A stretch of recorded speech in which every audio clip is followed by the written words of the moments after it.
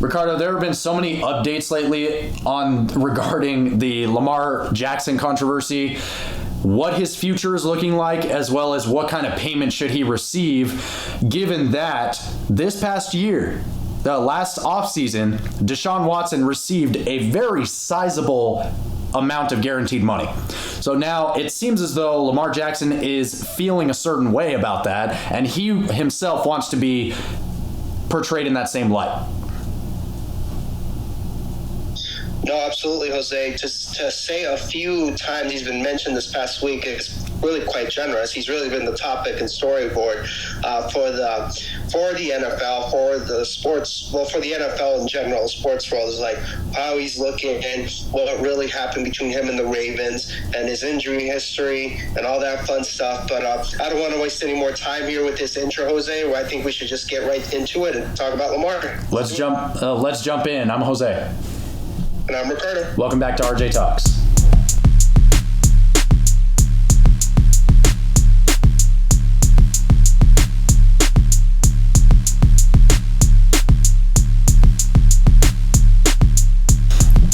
One of the biggest updates that we've heard already, all of the NFL owners, Ricardo, have met in Phoenix at the Biltmore, right, just recently. And the Atlanta Falcons owner came out and said that the situation between Lamar Jackson and Deshaun Watson were different, right? And that Lamar Jackson's style of play is brought into question when considering him to be playing for a certain team. There's a lot to unpack there, Ricardo, considering the fact that Deshaun Watson in his career has missed 2 regular seasons in total, and his stats do not stack up to Lamar Jackson's. First of all, Lamar Jackson's record is astounding, 45-16. He has a winning record. I mean, not just a winning record, a dominating record in the NFL. And yes, Deshaun Watson has played 1 year longer than Lamar Jackson has. But yet, Lamar Jackson has still shown himself to be a very productive quarterback within the NFL. Ricardo, I remember you and I having a conversation before we started this podcast saying that Lamar Jackson is starting to now look more, at the time that we had started talking to him, he is starting to now look more like a pocket passer. He's not so much a run-first quarterback as he started off in the NFL. So, with that being said, Ricardo, what do you think of the comments that were made by that Atlanta Falcons owner? I think it's pretty, I don't want to say ignorant, I can't think of the word. The point is that I don't agree with it. Like, he clearly hasn't been watching the games that Lamar has played in for the past few years. Yes, he has been getting hurt, but it hasn't been due to running the football. Jose, what was the big topic of conversation that you and I had when we mentioned Lamar going into the season with the Ravens? How much muscle and weight he had put on, remember? Right. He had put on over like 15 pounds of muscle. Yep. And decided to get himself built, going at around I believe it was 225, something like that. A lot more muscle than he usually has, particularly. And what did I say? I said, I think it might be too much muscle because if you play the same play style and the same twitch, like quickness, there's a chance you might get hurt. Right. And what do you know it? He got hurt. And it wasn't due to to as far as his athleticism, but as far as keeping that weight and controlling that weight in the pocket and moving forward. So I honestly think, Jose, it's owner speak for saying that's the reason this guy shouldn't these good teams shouldn't be going into it. However, I find it funny that Arthur Blank is making these comments, considering that they have pedestrians at quarterback. If I'm being honest, I mean, no name, nothing good, just backups at quarterbacks. It's just these owners bounding together, Jose, to go against Lamar makes it so funny for me because I'm like, you guys don't understand how quickly your franchise could change if you got that guy on your team. 100%. No idea. Oh, yeah. You have no idea. 100%. And final thoughts on that. It's funny because Lamar Jackson is the second coming of Michael Vick. You think the Atlanta owner would be smart enough to be like, if I bring this guy in, my ticket sales will go through the roof. The value of my franchise goes up, and we might win some more games with him than we would without him. Food for thought. That's one side of the argument. The other side of the argument that has been brought up already, Ricardo, is that Lamar Jackson, another development that has recently come out. Lamar Jackson tweeted saying that he requested a trade from the Baltimore Ravens on March 2nd. And what day is it today, Ricardo? It's March 28th. The day that we're recording this, it's March 28th, right? Yep. So the other side of that argument is if somebody really did want Lamar Jackson, they would have already signed him. They would have picked him up already, right? I'm not saying that I'm on either side of this issue, Ricardo. I see both sides 100% of the time, right? I do my best to see both sides 100%, right? But if I were to choose one side that I'm leaning a little closer to, I would say more towards the argument that I just presented to you, right? The one that a team would have already made an offer. A team would have already made an offer. However, right, like Bill Belichick came out and said that and addressed the comments that Lamar Jackson could potentially be picked up by the New England Patriots. And his comments were, he's not free. Because the guy's already been franchise tagged, right? Although it is a non-exclusive franchise tag, he has already been franchise tagged. So say if he were to be picked up by the New England Patriots or whatever team is interested in picking him up, it seems as though the Baltimore Ravens would be getting a piece. Am I correct or am I incorrect?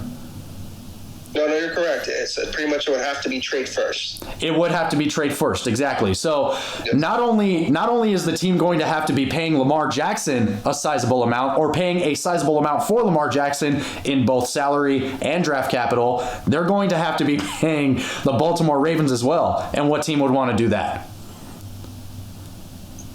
No, absolutely. And really quickly, Jose, to add to your point as far as that he's not free, what Bill Belichick mentions, the players have no one to blame but themselves. The NFLPA, like when players try to avoid the franchise tag on running backs and like other contracts for players, they agreed to the CBA.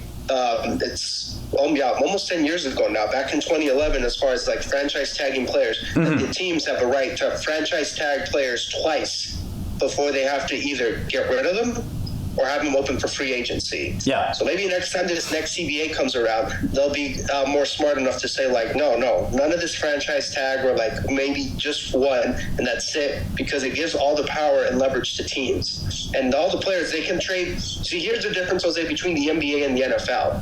The NBA, players have all the power, and they can request things like, oh, well, I'm just simply not going to pay. It's like, my money's guaranteed, like, it's just like, like, I'm miserable here, like, we're going to move. And when an NBA player contract is up, they're free. They're free to do whatever they want. Yeah. They're free to do whatever they want, and they're free to sign. Lamar contracts is up, and he's still under the control of the Ravens, like you just said. He got franchise tag, and he's still like, he'll have to sign that tender, and he'll have to get traded first. But it's on the players, Jose. It's on the players for agreeing to the stipulations as far as for contracts, and we're seeing this owners reap the benefits now when it comes to like smart thinking and their CBA mentioned. It's going to come in this next negotiations when the CBA needs to be renewed, but that's on them. And I feel a little bit bad for Lamar because like if it was a situation where he would be a free agent, I think we would see a lot more takers than we do now. But I still say this, Jose, even if you have to give up a first round or two or something like that, I think it's worth it. It's a franchise quarterback. It's a franchise quarterback that your team gets. Sure. But well, we're going to see what happens. But like as far as that specific issue, it's on them, on the NFLPA. 100%. And it is already a very complex issue, as you and I have already been discussing up until this point, right? Even off the mic, you and I have shared a back and forth about this, right? Albeit very brief, because we didn't want to spoil our points of view going into the podcast. However, we've already touched on it. So it's very interesting too, Ricardo, that you bring up leverage, because it doesn't seem like Lamar Jackson really has a whole lot of leverage, right? In order to place himself in a reasonable, or in order to place himself in a good enough position to be traded, right? Because I was listening to Undisputed, right? And while I was watching Undisputed, Skip and Shannon Sharp were going back and forth at each other, and Skip Bayless said something that was very key, that I thought was very key. He said, Lamar Jackson doesn't have an agent. So then my ears kind of perked up, and I go, really? Really? Lamar Jackson does not have an agent? I had no idea about this. I had no knowledge. I had no knowledge that Lamar Jackson did not have an agent. So, which Sorry to cut you off. Go ahead. Really quickly. It was a big story when he was a rookie because it was his mom handling talking with teams and stuff like that when he was going into the rookie at the NFL in the draft. That was a big story. And I'm sorry, keep going. Well, he doesn't have an agent. Right. So that was well before. Right, that was well before I understood that. That was well before not understood that, but to put it more appropriately, that was well before I even started to really engage with the NFL. So now at this point in time, I am now understanding that he doesn't have an agent. And the person that's really taking care of him at this point is his mom, his friends. I mean, the people that are looking to quote unquote nurture him. And I think that if Lamar Jackson had a real friend, somebody that's really sitting beside him, that person would get in his ear and say, hey, you know what? I think it's worth compromising this. Or excuse me, I think it's worth coming to a compromise, right? Because $230 million guaranteed dollars, right? That's a lot of money. All right, and the Cleveland Browns made the decision to give it all to Deshaun Watson. Sure, I agree 100% that Lamar Jackson could completely deserve that contract money, 100%, right? But who in the organization? The important part of this is who in the NFL is going to be willing to give up that money as well as that draft capital, right? For Lamar Jackson to produce for their team, right? And I do somewhat agree with the fact that it's been 3 weeks, going into a month since he requested a trade. It doesn't seem like anybody's really lifted a finger. So what exactly is Lamar Jackson's play here? Because he's already been franchise tagged, as we've already previously mentioned, and we know the Baltimore Ravens organization is very keen on tradition. Like, they want to keep things, but at the same time, they're willing to let some of their star players go if the players feel the need to go. Ed Reed, for example, Ray Lewis, for example, if any one of these guys, and they did, if any one of these guys wanted to leave the Baltimore Ravens organization, they are completely set on doing that. So that leads me to my next question, Ricardo. Why is Lamar Jackson franchise tagged? Why are they having a hard time, or why are they holding out? Reason being, Jose, is because they know what value he is.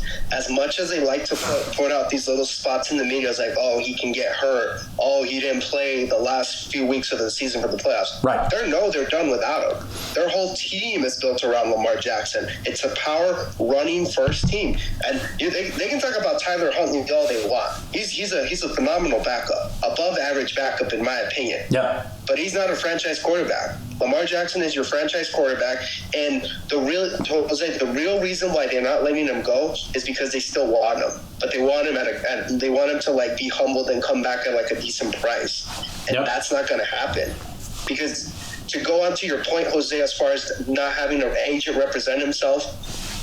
Jose, the things that the agents are there for, not necessarily just in football, but like musicians and like other sports. Yep. It's so they talk to the corporate people and they can listen to the stuff that the corporate people don't like about the person that you're representing. Exactly. And all the agent can do is be like, okay, I'm going to stick that to the side and I'm going to tell them like, well, they like you, but they kind of want to,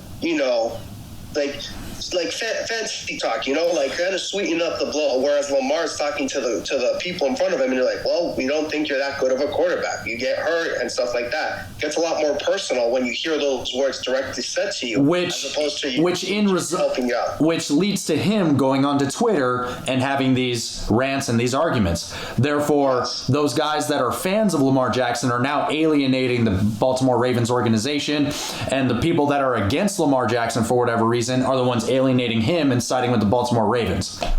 So a lot of the story is getting really muddled simply because there is no voice of reason here. It doesn't seem like, right? Because what is the number one job of a mother is to take care and to nurture the child, right? Or just the number one job of a parent, for that example, not just a mother, but as a parent, your job is to take care of the child.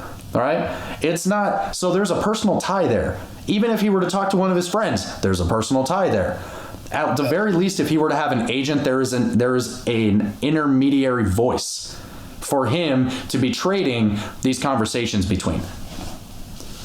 Yeah, and like even if agents get along with their clients, Jose, they're still not like, even if they're personal friends, they're still there to do a job. Exactly. And they know what to like. They know like what to do for the job as far as what to go along with it.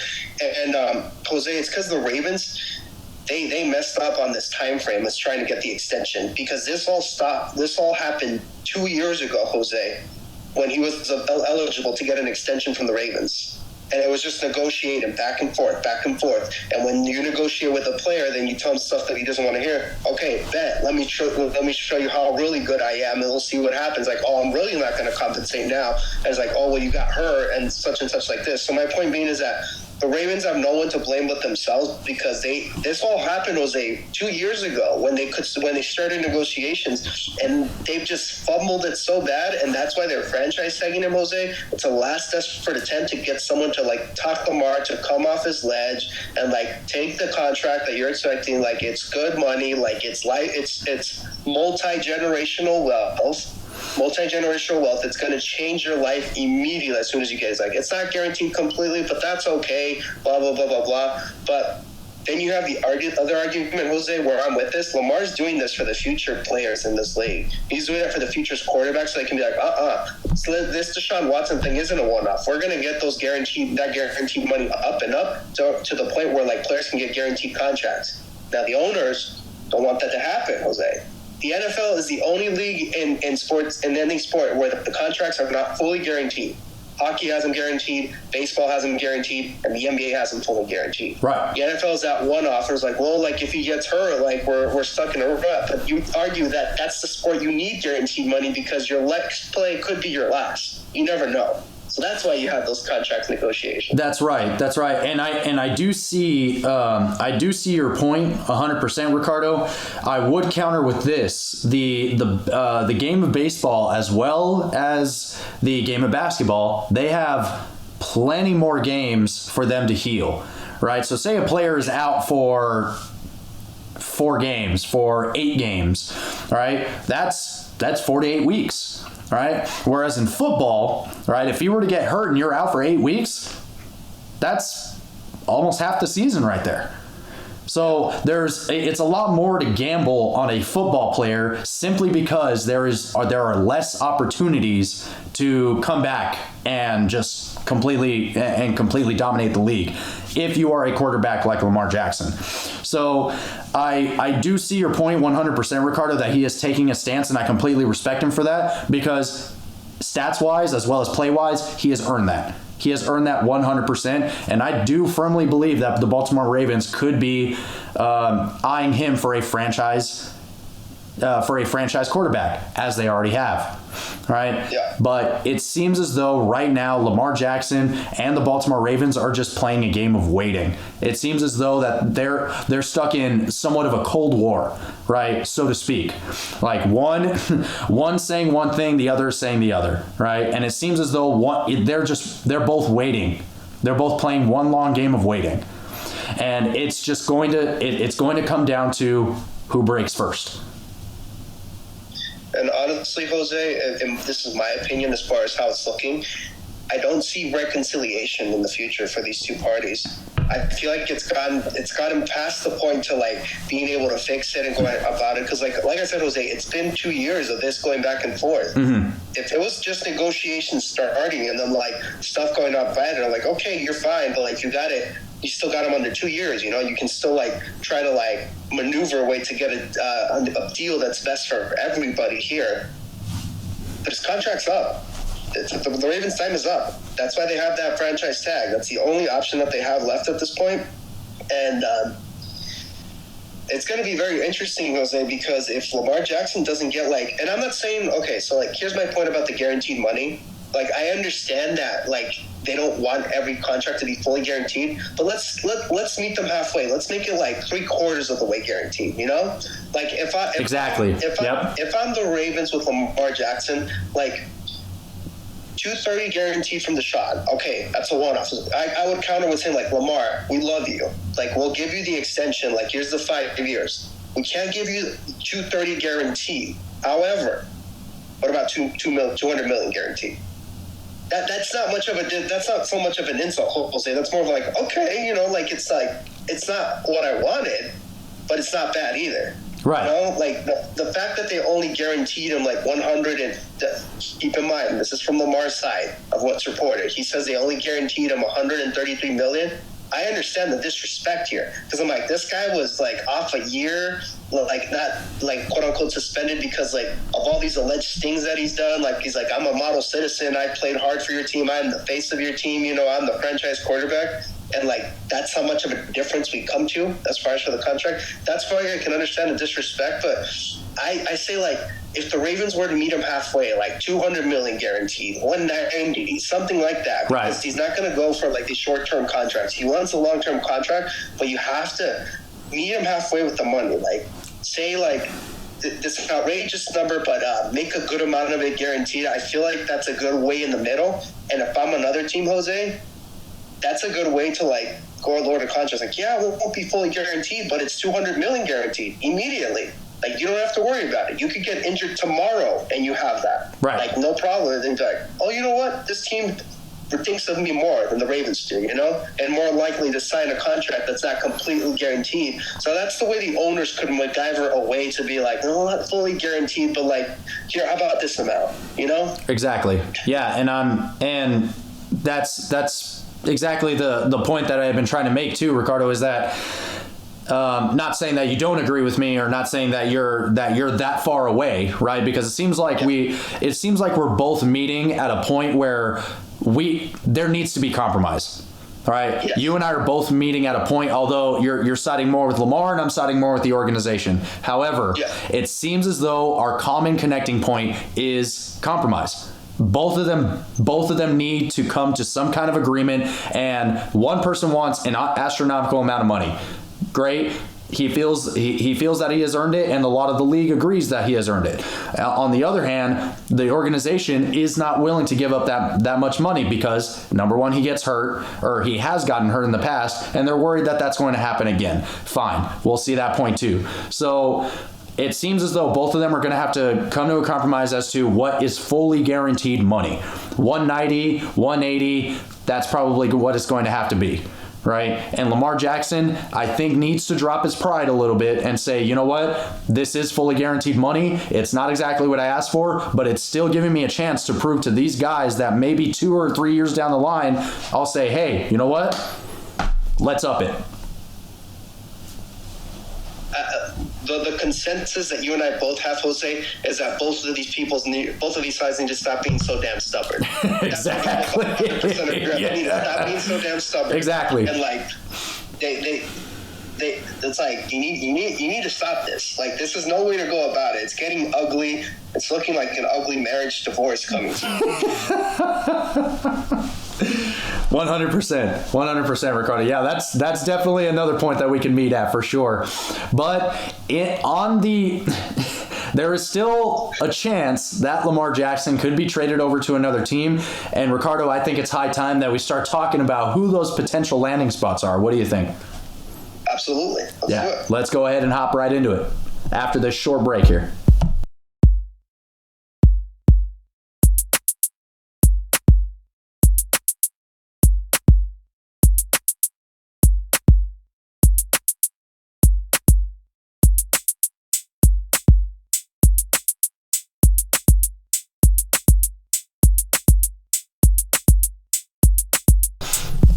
Of course, of all the 32 teams, Ricardo, in the NFL, not every single one has a spot for a quarterback. However, there are a few that could be potential landing spots for Lamar Jackson. 2 of those big ones, or rather 3 of those big ones, are the Colts, the Commanders, and the Lions.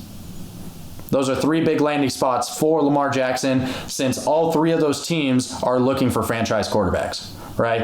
And those are particular ones. The top 2, which are the Colts and the Commanders, are big offensive heavy teams. Right? The Indianapolis Colts, of course, tried Matt Ryan out for a year, and we all know how that happened. The Washington Commanders tried Carson Wentz for a year, and we all know how that happened. Right?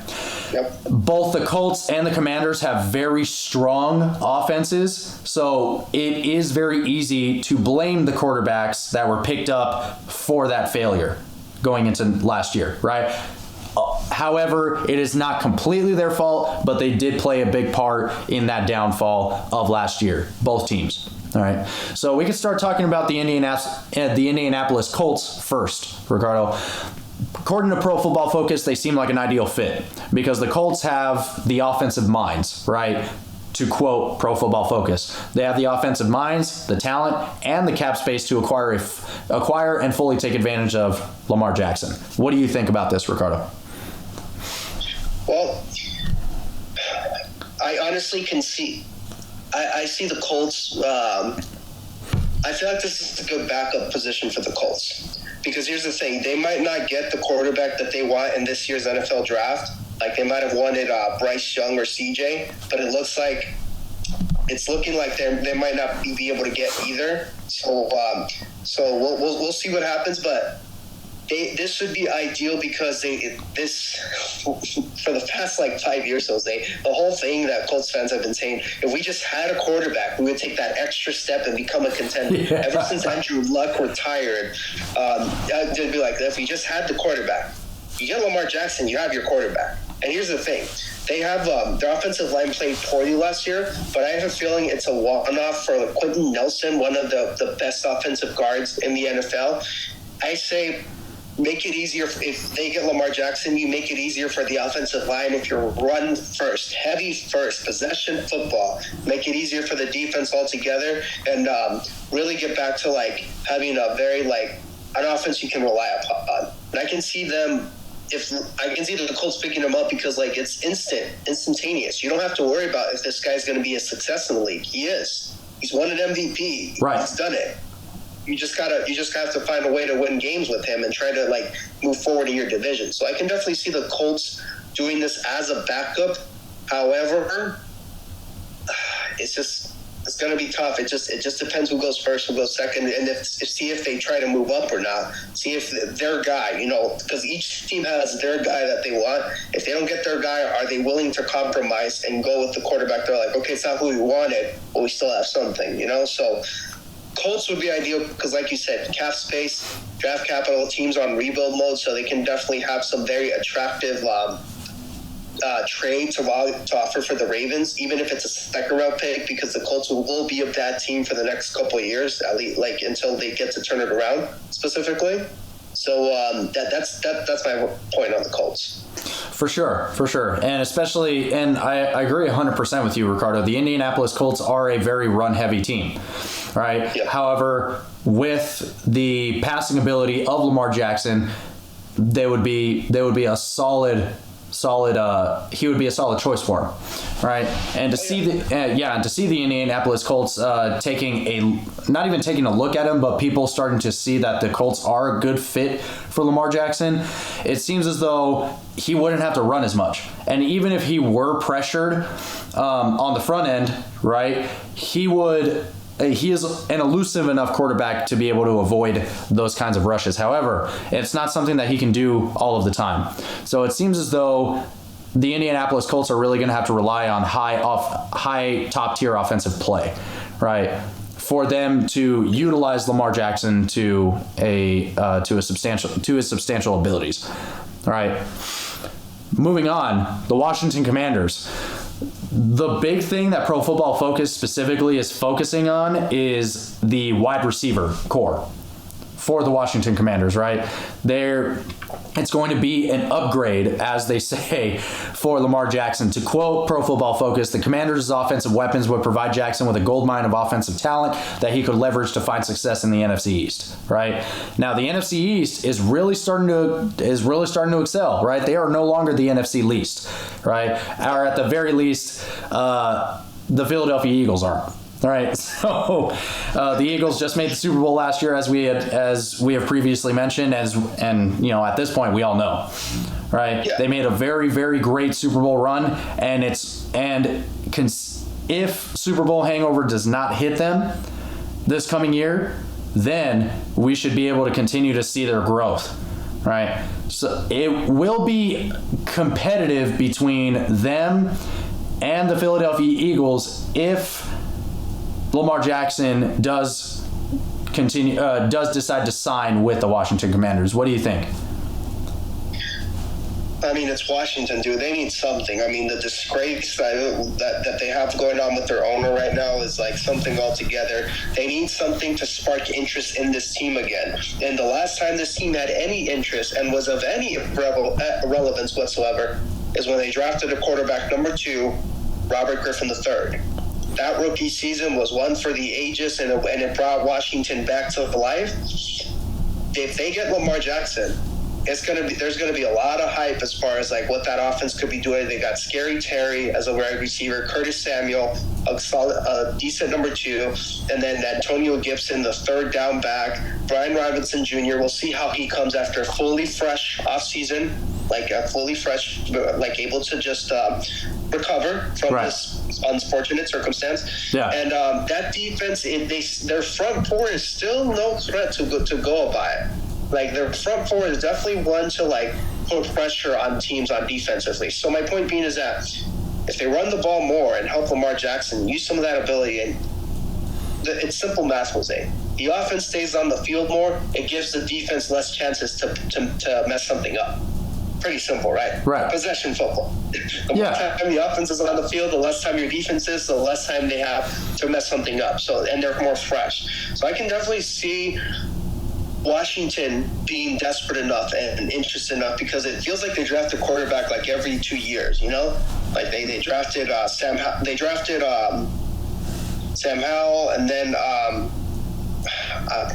cannot remember the name of the quarterback they drafted before. I'm so sorry, but the guy who ended up going with the Steelers, who unfortunately passed away recently, I feel bad that I don't remember his name, but they drafted him too early. Dwayne Haskins as well. Yeah. Dwayne Haskins. Thank you. Yep. Thank you. I could not remember, but yeah, they drafted Sam Howell and then Dwayne Haskins, and then they just it goes over and over and over again. Like the Washington are one of those teams where it's just an endless cycle of quarterback, a carousel ride. So get your franchise quarterback for sure.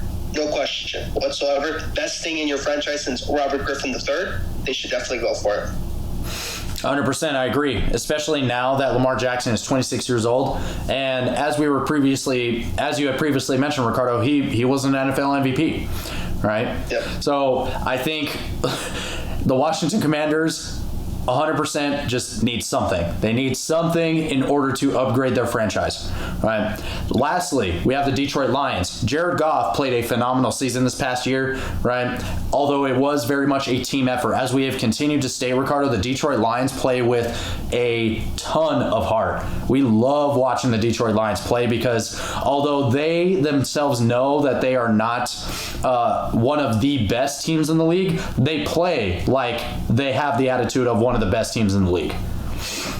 It's safe to say, Jose, that this team is the favorite team of this podcast. For sure. I think so. If we decided to choose a favorite team that we just love to talk about, it is the Detroit Lions for sure. I mean, hell, we dedicated almost an entire episode to them, when they had knocked the Green Bay Packers out of the playoffs. All right, but we digress. So Jared Goff, like we said before, he had a phenomenal season this past season, but the guy has 2 years left, right? And he is getting up there in age, so he's not going to be able to produce as much for the Detroit Lions for a longer amount of time. At this point, the Detroit Lions would really benefit from other options, from considering other options at the very least. Yeah, and let's be honest here, Jose. Even if Jared Goff was younger, it's Lamar Jackson. Lamar Jackson or Jared Goff, who are you picking? Right. Like, it catapults this team to be a playoff team at the bare minimum. They get like the as hard as they play and like losing the playoffs by the skin of their teeth by one game, close possession games. You get a guy like this, you immediately catapult the expectations and your chances. And this, honestly, Jose, would be the best team fit for Lamar Jackson. It would be this team or New York. If it was my way, if I was the Jets, I would have forget Aaron Rodgers a long time ago, because like they clearly don't want to trade him. Go try to get Lamar. Get Lamar, make him the future of your team. Yep. But however, The Jets are dead set on Aaron Rodgers. So the next best option for Lamar as far as to win now situation is this team. Yes. With Dan Campbell as head coach, with the weapons at receiver. Dude, they just upgraded on their safety position, got C.J. Gardner-Johnson from the Philadelphia Eagles. They still have that tough defense. Jeff Okudah, the rookie, is going to get some more time to grow. We don't have to talk much about my guy, Aiden Hutchinson, and how much I believe in him and how he's due for a breakout season. Great season. Great season last year, though. Yeah, phenomenal. Yes. Exactly. So my point being is that this is the best team win now mode for them to do. And if I'm Detroit, I try to see what I can do. I try to swing for the fences. It's not above this team to try to do things differently compared to the other. It's not. For the owners. It's not. No. Because like the owners can get together all they want, but Detroit hasn't won a playoff game in 30 years. They're desperate to try to like win for their team specifically, and we'll see, man. I mean, if Detroit gets Lamar, oh boy, there's gonna be lots of excitement going on in Michigan, dude. Oh yes, there's gonna be lots of excitement for that, and I honestly, Detroit's might get a larger segment each week on this podcast if that were to happen. Yeah, well, let's see if we're going to be talking about them within the next couple of weeks. But Ricardo, just to entertain some other possibilities, right? Let's go ahead now. Just to entertain some other possibilities, right? Let's go ahead and start just looking at the list, right? The Cardinals and the Falcons are obviously out because the Falcons owner is not very interested. The Cardinals, on the other hand, too, are also not very interested in him either because they're banking. It seems like they're banking on Kyler Murray still. No idea why, no idea how, but we'll just kind of leave it at that. Right. They don't want to admit they made a mistake with that contract extension that we all saw a mile away. They're going to wait a couple more years to be down in the dumps, and then they'll try to move on. It seems that way, too. Yeah. The Carolina Panthers, of course, 100%. They have the number one pick in the draft, so it seems as though they're going to be going for a young quarterback. The Chicago Bears could very well be the same way. The Chicago Bears are completely focused on Justin Fields and building a team around him. The Dallas Cowboys, no idea. Dallas Cowboys, no idea. The Green Bay Packers, there could be a possibility if they end up releasing Aaron Rodgers. But if they really truly wanted to release Aaron Rodgers, they probably would have done it by now, right? Plus, they still want to see what they have with Jordan Love. So the only scenario I see the Packers getting Lamar Jackson is if, like, the Packers immediately go, like, on a losing streak, like, it's showing that Jordan Love can't play. Yeah. And then they're desperate enough to try to turn it around and be like, we need a quarterback here. Yeah. Well, that's the only scenario I can see them going for Lamar. For sure. And I think this is something that's worth mentioning, too, Ricardo. The San Francisco 49ers, right?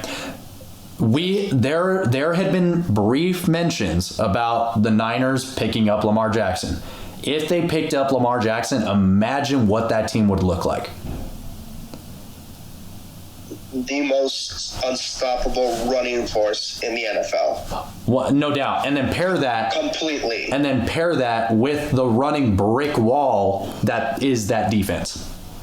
Yes. Yeah. So they're the best run goers and they're the best run stoppers, it seems like. But the Niners staff has already come out and they were talking about that. They were talking about Trey Lance and his future with the Niners, and it seems as though they're still set on giving him a try, right? Yeah. Yeah, so it doesn't seem like that's a likely landing spot. The Seattle Seahawks are betting on Geno Smith, right? Because Geno Smith did have a solid season this past season. He won comeback player of the year.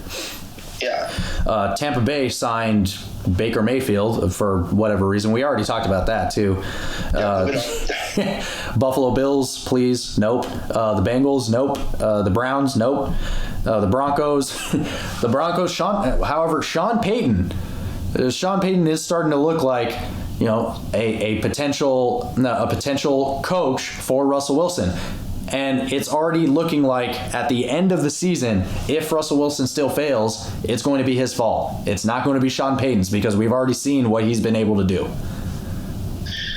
just really quickly to put that into perspective, Drew Brees had a 10% chance of playing in the NFL again, let alone like being productive.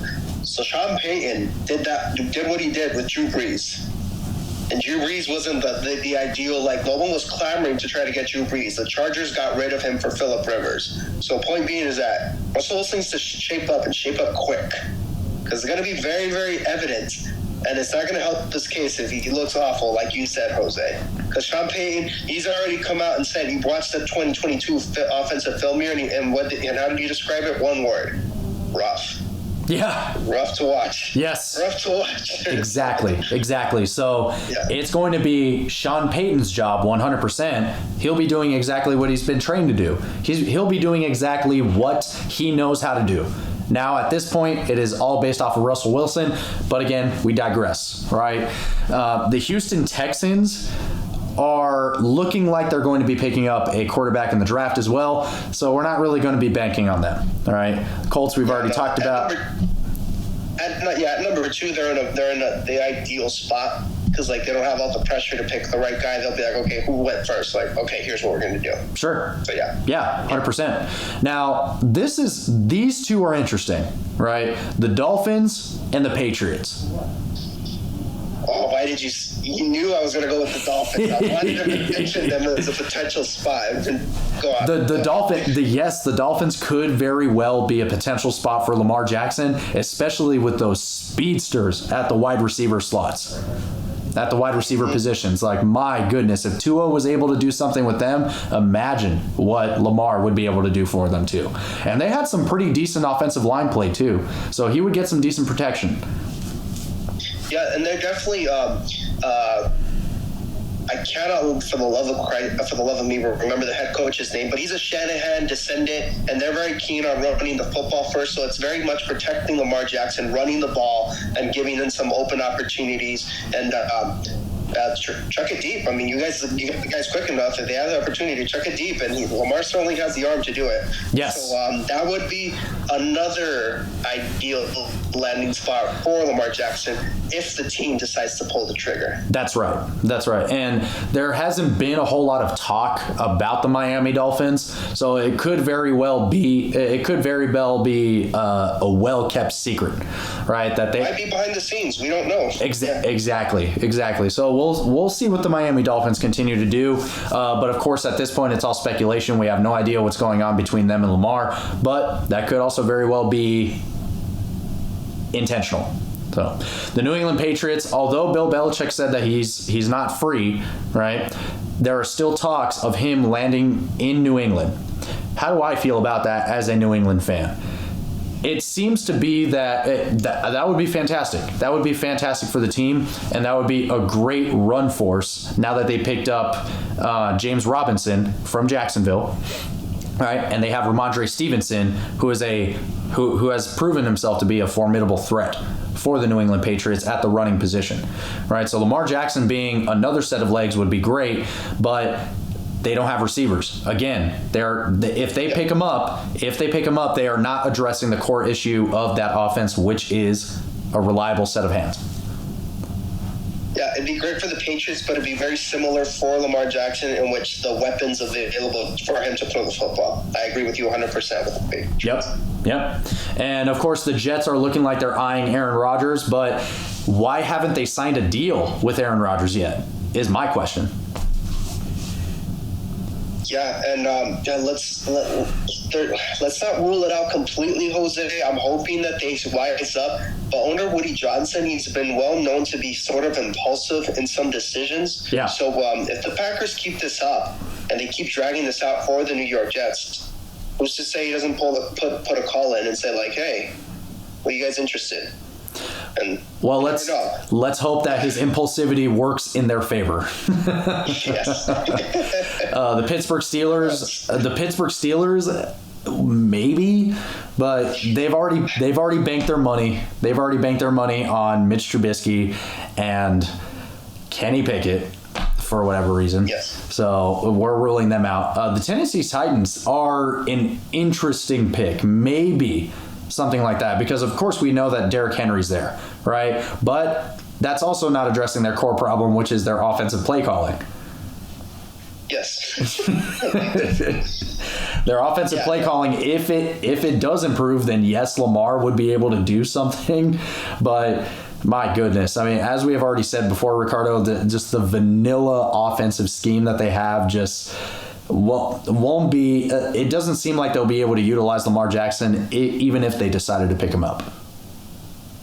I still say they're trying to see what they have in Malik Willis. I don't see Ryan Tannehill being the starter all year for Tennessee this upcoming season. Yeah. I wouldn't be surprised, honestly, if they traded him or cut him or something to give Malik Willis a starting job. So, Tennessee, I mean, I can safely say to rule them out, but of course anything could happen. But like you said, the vanilla offense it's awful. I mean, I could do a better job of designing play and concepts for the Tennessee Titans. Like, give me a summer to like ingrain myself and like be obsessed there. Okay, here's what we do. Exactly. So that's really all we have to say about Lamar Jackson. The story will continue to unfold, and honestly, Ricardo, it seems as though as much as we want to say that we already did an episode on him, he continues to come up in conversation, so we might as well just continue to talk about him, right? For the foreseeable future. It's a very, very complicated situation, so it seemed reasonable for us to sit and take the time to analyze it and pick it apart, right? The Colts, the Lions, the Commanders, and the Dolphins, which is really our big pick. Our personal pick, at least. All right, those four teams are really looking like potential landing spots for Lamar Jackson. At this point, whatever else we say, Ricardo, is just going to be further speculation. Right? We have no idea what's happening behind the scenes. We have no idea what kind of conversations Lamar and the Baltimore Ravens are having. But all we can ascertain are the actions that other teams are taking or not taking in this case, and the Baltimore Ravens, what actions they're taking. Exactly. And I'm going to close it off with this, Jose, as my closing thoughts on it. No matter what happens, where he ends up, if he stays with the Ravens, if he goes elsewhere, if I'm Lamar Jackson, I do not step foot on that football field until I get a long-term contract. I am not risking my football health and my prime and my football career on a 1-year franchise tag. That's the one thing I will say. That's the one thing you do not back down from. You get that long-term contract, even if you have to sit out half the season. Teams will start to get desperate real quick, Jose. Owners are real quick to say, like, oh, yeah, we're like, no, we're not going to spend that money until they start losing, and fans start getting annoyed and obsessed. At least the owners who care about winning somewhat, Yeah. Start to get less cocky when they see that win-loss column going in the other direction. So if I'm Lamar, don't back down, get your long-term contract, maybe compromise on the guaranteed and all that. Yes. But make sure you get that contract. You're not set 1 foot on that field. That 100% you and I can guarantee on, Ricardo, and that is a great closing thought. Sign a long-term contract. If anything, get 3 to 5 years. 100%. I agree with you right there on that. Yes, sir. With that being said, everybody, thank you guys so much for listening. If you have any thoughts about this ongoing controversy with Lamar Jackson, as well as the rest of the league, leave it in the comments below. Give this video a like and subscribe to the YouTube channel if you like what you hear. Follow our Instagram at RJTalks_11. Thanks a lot. Have a good night, and we will see you next week. See you guys.